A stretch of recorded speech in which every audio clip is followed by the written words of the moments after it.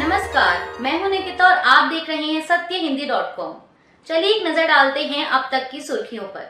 लोकसभा चुनाव के लिए दूसरे चरण का चुनाव प्रचार आज शाम थम जाएगा।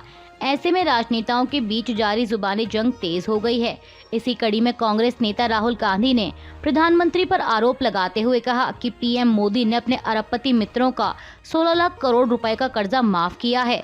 इतने पैसों से देश के 16 करोड़ युवाओं को 1 लाख रुपए साल की नौकरी मिल सकती थी। साथ ही 16 करोड़ महिलाओं को 1 लाख रुपए साल देकर उनके परिवारों की जिंदगी बदली जा सकती थी। इतना ही नहीं, कांग्रेस नेता ने प्रधानमंत्री पर पूंजीपतियों के लिए काम करने का भी आरोप लगाया। उन्होंने एक्स पर लिखा कि पीएम मोदी ने अपने अरबपति मित्रों को फायदा पहुंचाया है। इस पैसे से 10 करोड़ किसान परिवारों को कर्ज माफ कर देश में होने वाली अनगिनत आत्महत्याएं रोकी जा सकती थी। इसके साथ ही पूरे देश को अगले 20 सालों तक मात्र 400 रुपए में गैस सिलेंडर दिया जा सकता था। उन पैसों से अगले 3 साल तक भारतीय सेना का पूरा खर्च उठाया जा सकता था। साथ ही देश भर में दलित, आदिवासी और पिछड़े समाज के हर युवा की ग्रेजुएशन तक की पढ़ाई मुफ्त की जा सकती थी। राहुल गांधी ने आगे कहा कि जो पैसा हिंदुस्तानियों के दर्द की दवा बन सकता था, उसे अडानियों की हवा बनाने में खर्च कर दिया गया। ऐसे में देश नरेंद्र मोदी को इस अपराध के लिए कभी माफ नहीं करेगा। इंडियन ओवरसीज कांग्रेस के अध्यक्ष सैम पित्रोदा ने हाल ही में विरासत टैक्स को लेकर एक बयान दिया है, जो कि अब इस देश के चुनावी माहौल में नया हॉट टॉपिक बन गया है। जहां भाजपा उनके इस बयान को लेकर लगातार कांग्रेस पर हमला बोल रही है, तो वहीं कांग्रेस ने उनके इस बयान से किनारा किया है। समाचार एजेंसी ANI के मुताबिक सैम पित्रोदा ने कहा कि अमेरिका में एक विरासत टैक्स है। अगर किसी के पास $100 मिलियन की संपत्ति है और जब वह मर जाता है तो वह केवल 45% अपने बच्चों को ट्रांसफर कर सकता है, बाकी का 55% सरकार ले लेती है। यह एक दिलचस्प कानून है। इसमें कहा गया है कि आपने अपनी पीढ़ी में संपत्ति बनाई और अब जा रहे हैं। आपको अपनी संपत्ति जनता के लिए छोड़नी चाहिए, पूरी नहीं आधी, जो मुझे उचित लगती है। कांग्रेस नेता ने कहा कि भारत में आपके पास वह नहीं है। अगर किसी की संपत्ति 10 अरब है और वह मर जाता है तो उसके बच्चों को 10 अरब मिलते हैं और जनता को कुछ नहीं मिलता। तो ये ऐसे मुद्दे हैं जिन पर लोगों को बहस और चर्चा करनी होगी। मुझे नहीं पता कि इसका निष्कर्ष क्या होगा, लेकिन जब हम धन के पुनर्वितरण के बारे में बात करते हैं तो हम नई नीतियों और नए कार्यक्रमों के बारे में बात कर रहे हैं, जो लोगों के हित में है, न कि केवल अति अमीरों के हित में। सैम पित्रोदा के इसी बयान पर कांग्रेस को घेरते हुए प्रधानमंत्री मोदी ने एक चुनावी सभा में कहा कि आप जो अपनी मेहनत से संपत्ति जुटाते हैं वो आपके बच्चों को नहीं मिलेगी। कांग्रेस का पंजा वो भी आपसे लूट लेगा। कांग्रेस का मंत्र है, कांग्रेस की लूट जिंदगी के साथ भी और जिंदगी के बाद भी। पीएम मोदी ने कहा कि आपके जीवित रहने तक कांग्रेस आपको ज्यादा टैक्स से मारेगी और जब जीवित नहीं रहेंगे तो तब आप पर विरासत टैक्स का बोझ लाद देगी। उन्होंने आगे राहुल गांधी का नाम लिए बिना कहा कि शाही परिवार के शहजादे के सलाहकार ने कुछ समय पहले कहा था कि मिडिल क्लास पर और ज्यादा टैक्स लगाना चाहिए।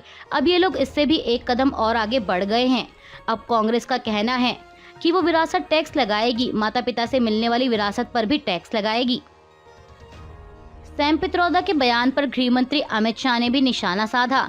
उन्होंने कांग्रेस नेता के बयान की कड़ी आलोचना करते हुए कहा कि लैम के बयान से कांग्रेस की असली मानसिकता सामने आ गई है।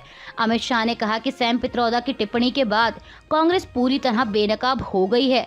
सबसे पहले उनके घोषणा पत्र में सर्वेक्षण का जिक्र, मनमोहन सिंह का पुराना बयान जो कांग्रेस की विरासत है वह ये कि देश के संसाधनों पर पहला अधिकार अल्पसंख्यकों का है, और अब सैम पित्रोदा की विरासत टैक्स वाली टिप्पणी, इससे कांग्रेस की मानसिकता का पता चलता है। केंद्रीय मंत्री ने कहा कि अब जब पीएम मोदी ने यह मुद्दा उठाया तो राहुल गांधी, सोनिया गांधी और पूरी कांग्रेस पार्टी इस बात पर बैकफुट पर आ गए हैं। वह कह रहे हैं कि उनका मकसद यह कभी नहीं था। सैम पित्रोदा के बयान पर जारी घमासान के बीच कांग्रेस की भी प्रतिक्रिया सामने आई है। पार्टी महासचिव जयराम रमेश ने उनके बयान से किनारा करते हुए एक्स पर लिखा कि सैम पित्रोदा मेरे साथ साथ दुनिया भर में कई लोगों के गुरु, मित्र, दार्शनिक और मार्गदर्शक रहे हैं। उन्होंने भारत के विकास में असंख्य स्थायी योगदान दिया है। वे इंडियन ओवरसीज कांग्रेस के अध्यक्ष हैं। पित्रोदा उन मुद्दों पर खुलकर अपनी राय व्यक्त करते हैं जिनके बारे में वे दृढ़ता से महसूस करते हैं। निश्चित रूप से लोकतंत्र में एक व्यक्ति अपने व्यक्तिगत विचारों पर चर्चा करने, उन्हें व्यक्त करने और बहस करने के लिए स्वतंत्र है। इसका मतलब ये नहीं है कि पित्रोदा के विचार हमेशा कांग्रेस की स्थिति को दर्शाते हैं। कई बार वे ऐसा नहीं करते। कांग्रेस नेता ने आगे कहा कि अब उनकी टिप्पणियों को सनसनीखेज बनाना और उन्हें संदर्भ से बाहर करना श्री नरेंद्र मोदी के दुर्भावनापूर्ण और शरारती चुनाव अभियान से ध्यान हटाने का जानबूझकर और हताश प्रयास है। यह केवल झूठ और अधिक झूठ पर आधारित है। प्रधानमंत्री मोदी के राजस्थान में दिए गए भाषण के खिलाफ कांग्रेस ने चुनाव आयोग में शिकायत दर्ज की थी, जिस पर अब चुनाव आयोग का कहना है कि वह मामले की जांच कर रहा है। द हिंदू की एक रिपोर्ट के अनुसार कांग्रेस ने औपचारिक रूप से पीएम मोदी के खिलाफ शिकायत दर्ज कराते हुए एक्शन की मांग की। शिकायत में कांग्रेस ने आरोप लगाया कि प्रधानमंत्री ने ग्रुप के बीच दूरी पैदा करने के लिए धर्म और धार्मिक प्रतीकों का इस्तेमाल किया है। दरअसल आपको बता दें कि पीएम मोदी ने राजस्थान में एक रैली को संबोधित करते हुए कहा था कि अगर केंद्र में विपक्षी कांग्रेस की सत्ता आती है तो लोगों की संपत्ति, जमीन और सोना मुसलमानों के बीच बांट देगी। वहीं अब चुनाव आयोग के सूत्रों ने कहा है कि प्रधानमंत्री के भाषण के संबंध में प्राप्त हुई शिकायत आयोग के विचाराधीन है। बीजेपी के लिए चुनाव प्रचार में जुटे प्रधानमंत्री मोदी ने आज बुधवार को छत्तीसगढ़ के सरगुजा में एक चुनावी रैली को संबोधित किया। इस दौरान उन्होंने कांग्रेस को निशाने पर लेते हुए कहा कि कांग्रेस जनता का भरोसा खो चुकी है और यही वो पार्टी है जिसके कारण देश में आतंकवाद फैला है। पीएम मोदी ने कहा कि लेकिन भाजपा सरकार ने छत्तीसगढ़ में भ्रष्टाचार और नक्सली हिंसा दोनों को काबू किया है। समाजवादी पार्टी प्रमुख अखिलेश यादव ने ऑस्ट्रेलियाई पत्रकार अवनी डायस के मजबूरी में भारत छोड़कर जाने वाले बयान पर प्रतिक्रिया दी है। उन्होंने आज बुधवार को मोदी सरकार की आलोचना करते हुए कहा कि बीजेपी सरकार की पोल खोलने वाले विदेशी पत्रकारों के साथ जिस तरह का दुर्व्यवहार हो रहा है वो निंदनीय है। सपा प्रमुख ने कहा कि भारत के पत्रकारों को अब देश छोड़कर जाने के लिए मजबूर करना दुनिया में भारत की लोकतांत्रिक छवि को धूमिल कर रहा है। उन्होंने कहा कि मीडिया की स्वतंत्रता स्वस्थ लोकतंत्र की आवाज होती है। ऑस्ट्रेलिया की एक महिला पत्रकार ने दावा किया है कि भारत सरकार ने उनका वर्क वीजा नहीं बढ़ाया। इस वजह से वो लोकसभा चुनाव के पहले फेज की वोटिंग कवर नहीं कर पाईं और उन्हें भारत छोड़ने के लिए भी मजबूर होना पड़ा। वहीं अब उनके इन आरोपों को केंद्र सरकार के सूत्रों ने भ्रामक और शरारतीपूर्ण करार दिया है। एनडीटीवी की एक रिपोर्ट के मुताबिक सूत्रों ने जोर देकर कहा कि महिला पत्रकार ने वीजा नियमों का उल्लंघन किया है, लेकिन फिर भी उन्हें आश्वासन दिया गया कि उनका वीजा बढ़ाया जाएगा ताकि वह चुनाव कवर कर सकें। बता दें कि महिला जर्नलिस्ट का नाम अवनी डायस है। वो एबीसी न्यूज से जुड़ी हुई हैं। सरकार के सूत्रों ने कहा कि अवनी डायस ने इसलिए भारत छोड़ दिया क्योंकि उन्हें ऑस्ट्रेलिया में एक और नौकरी के लिए डेडलाइन पूरी करनी थी। उनके भारत छोड़ने का कारण वीजा एक्सटेंशन में देरी नहीं थी, बल्कि व्यक्तिगत कारणों से उन्होंने देश छोड़ा। दरअसल आपको बता दें कि डायस ने भारत छोड़ने को लेकर बीते हफ्ते अपने एक्स हैंडल पर संगीन आरोप लगाते हुए लिखा था कि पिछले हफ्ते मुझे अचानक भारत छोड़ना पड़ा, मेरा वर्क वीजा नहीं बढ़ाया गया। हमें ये भी बताया गया कि भारतीय मंत्रालय के निर्देश के कारण मुझे चुनाव की रिपोर्टिंग करने की परमिशन नहीं है। देश के चुनावी माहौल में जारी राजनीतिक बयानबाजी के बीच बीजेपी उम्मीदवार कंगना रनौत ने कहा कि लोगों को बीजेपी पर पूरा भरोसा है। उन्होंने कहा कि भगवा ही लहराया था, भगवा ही लहराएगा। कल मंगलवार को राजस्थान में एक मेगा रोड शो के दौरान उन्होंने यह बातें कहीं। कंगना ने कहा कि लोगों में एनर्जी और उत्साह देखा जा सकता है, बीजेपी के लिए उनका प्यार देखा जा सकता है। इस दौरान बीजेपी उम्मीदवार ने कांग्रेस पर भी जमकर हमला बोला। उन्होंने कांग्रेस पर चरित्र हनन का आरोप लगाते हुए कहा कि कांग्रेस पार्टी ने उनके लिए अपमानजनक शब्दों का इस्तेमाल किया और उनके चरित्र पर भी हमला किया, लेकिन उनके मजबूत पक्ष ने उनका मुकाबला किया क्योंकि उनके पास भी राजस्थान का डीएनए है। देश में जारी लोकसभा चुनाव के बीच प्रधानमंत्री मोदी की एक टिप्पणी से माहौल गर्मा गया है। इस टिप्पणी में उन्होंने कहा था कि माताओं बहनों, ये विपक्षी दल आपका मंगलसूत्र भी बचने नहीं देंगे, इस हद तक चले जाएंगे।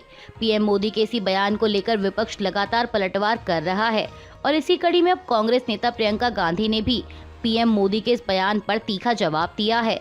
उन्होंने कर्नाटक में एक चुनावी रैली को संबोधित करते हुए कहा कि कैसी बहकी बातें की जा रही हैं। पिछले 2 दिनों से कह रहे हैं कि कांग्रेस पार्टी आपका मंगलसूत्र, आपका सोना छीनना चाहती है। 70 सालों से ये देश स्वतंत्र है, 55 साल कांग्रेस की सरकार रही है। क्या किसी ने आपका सोना छीना, आपके मंगलसूत्र छीने? इंदिरा गांधी ने जब जंग हुई अपना सोना इस देश को दिया। मेरी माँ का मंगलसूत्र इस देश के लिए कुर्बान हुआ है। प्रियंका गांधी ने कहा कि वे अगर मंगलसूत्र का महत्व समझते तो वो ऐसी अनैतिक बातें ना करते।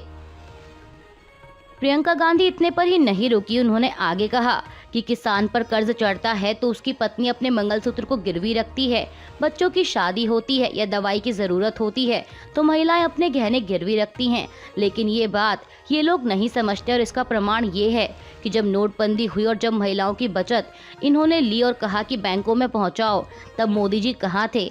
वो आपसे आपकी बचत का पैसा ले रहे थे। जब देश में उन्होंने लॉकडाउन किया और सारे मजदूर देश भर से, बेंगलुरु से, यूपी, बिहार और अलग अलग स्थानों के लिए पैदल निकले, जब कोई सहारा नहीं मिल रहा था, तब महिलाओं ने अपने गहने गिरवी रखे। तब मोदी जी कहाँ थे? किसान आंदोलन हुआ, 600 किसान शहीद हुए, उनकी विधवाओं के मंगलसूत्र के बारे में सोचा मोदी जी ने? मणिपुर में जातीय हिंसा के दौरान एक जवान की बीवी का वस्त्र हरण करके पूरे देश के सामने घुमाया गया, मोदी जी चुप थे, उसके मंगलसूत्र के बारे में नहीं सोचा उन्होंने। प्रियंका गांधी ने कहा कि मोदी महिलाओं को डराकर उनका वोट हासिल करना चाहते हैं, उन्हें शर्म आनी चाहिए। प्रधानमंत्री मोदी के मंगलसूत्र वाले बयान पर कांग्रेस महासचिव जयराम रमेश ने कहा कि उनके दावे बिल्कुल गलत और निराधार हैं। उन्होंने कहा कि कांग्रेस ने अपने चुनावी घोषणा पत्र में आर्थिक असमानता की बात कही थी, प्रधानमंत्री झूठा प्रचार कर रहे हैं। जयराम रमेश ने दावा किया कि प्रधानमंत्री मोदी घबराए हुए हैं, इसलिए उन्होंने ध्रुवीकरण का रास्ता अपनाया है। हिंदुस्तान टाइम्स की एक रिपोर्ट के अनुसार कांग्रेस नेता ने प्रधानमंत्री के आरोपों पर पलटवार करते हुए ये भी कहा कि देश के प्रधानमंत्री कभी भी ऐसी भाषा का इस्तेमाल नहीं कर सकते, लेकिन वह ऐसा कर रहे हैं। प्रधानमंत्री खुद को विश्व गुरु मानते हैं, लेकिन पिछले कुछ दिनों में उन्होंने जिस भाषा का इस्तेमाल किया है उससे पता चलता है कि वह विश्व गुरु नहीं बल्कि विश्व गुरु हैं। उन्होंने आगे कहा कि जिस शख्स ने मंगलसूत्र का कभी सम्मान नहीं किया है, आज वह कहते हैं कि कांग्रेस मंगलसूत्र छीन लेगी। प्रधानमंत्री मोदी के मंगलसूत्र छीनने वाले आरोपों पर अब कांग्रेस अध्यक्ष मल्लिकार्जुन खड़गे ने भी जवाब दिया है। उन्होंने कहा कि पीएम मोदी के पास अगर समय है तो वह उनसे मिलकर कांग्रेस पार्टी का घोषणा पत्र अच्छे से समझा सकते हैं ताकि उनकी गलतफहमी दूर हो। खड़गे ने एक चुनावी रैली को संबोधित करते हुए कहा कि पीएम मोदी कहते हैं कि कांग्रेस का घोषणा पत्र मुस्लिम लीग का घोषणा पत्र है। मैं उनसे अनुरोध करता हूँ कि अगर वह मुझे समय दें तो मैं अपना घोषणा पत्र उन्हें समझाऊंगा। कांग्रेस अध्यक्ष ने कहा कि हम कहाँ कह रहे हैं कि यह सिर्फ मुसलमानों के लिए है, हम सभी के लिए काम करने की बात कह रहे हैं। हमारा घोषणा पत्र गरीबों, किसानों, युवाओं, महिलाओं और सभी के लिए है। इस तरह की बातें सिर्फ समाज को बांटना चाहती हैं। आपको बता दें कि राजस्थान में एक चुनावी रैली को संबोधित करते हुए पीएम मोदी ने कहा था कि कांग्रेस का इरादा लोगों की संपत्ति जब्त करके मुसलमानों में बांटना है और वे आपका मंगलसूत्र भी नहीं छोड़ेंगे, इस हद तक चले जाएंगे। लोकसभा चुनाव के लिए दूसरे चरण का मतदान 26 अप्रैल शुक्रवार को होना है। ऐसे में दूसरे चरण के लिए जारी चुनाव प्रसार आज बुधवार शाम को थम जाएगा। बता दें कि इस दूसरे चरण में 13 राज्यों की 89 लोकसभा सीटों पर मतदान होना है, जिसके लिए 1206 प्रत्याशी चुनावी मैदान में हैं। जिन 89 सीटों पर मतदान होना है उनमें केरल की 20, कर्नाटक की 14, राजस्थान की 13, उत्तर प्रदेश की 8, महाराष्ट्र की 8, मध्य प्रदेश की 7, असम की 5, बिहार की 5, छत्तीसगढ़ की 3, पश्चिम बंगाल की 3, जम्मू कश्मीर, मणिपुर और त्रिपुरा की 1-1 सीटें शामिल हैं। अभी के लिए बस इतना ही। बाकी की खबरों के लिए बने रहिए सत्यहिंदी.com के साथ।